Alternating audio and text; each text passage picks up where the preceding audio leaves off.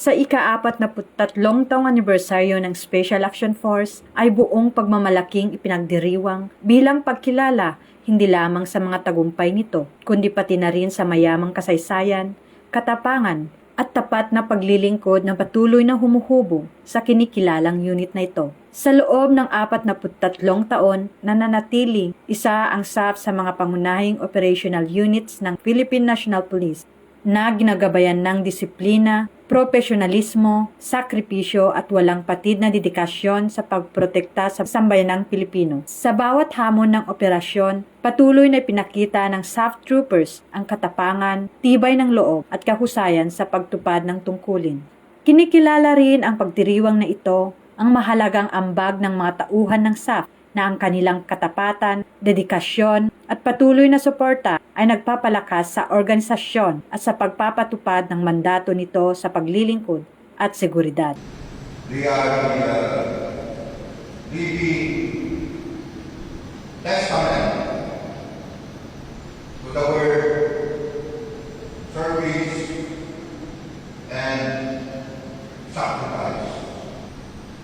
Ang ibinibigay sa atin, law for the moral and welfare of all SAF troopers.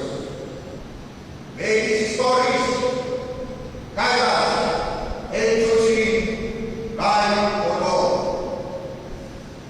To the men and women of the Special Action Force, our families, our stakeholders, former SAF troopers, both active and retired, happy 43rd anniversary.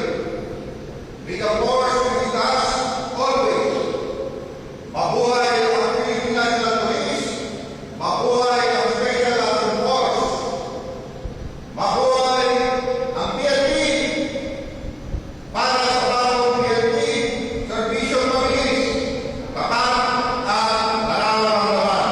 Maraming salamat at again, Sa paggunita sa mahalagang yugto na ito, na ipapaalala sa atin na ang bawat tagumpay ng SAF ay bunga ng pagkakaisa, sakripisyo at hindi matitinag na diwa ng paglilingkod. Ang pamana ng unit na ito ay hindi lamang nasusulat sa mga operasyon nito, kundi maging sa buhay na nailigtas at kapayapaang naitaguyod para sa bansa.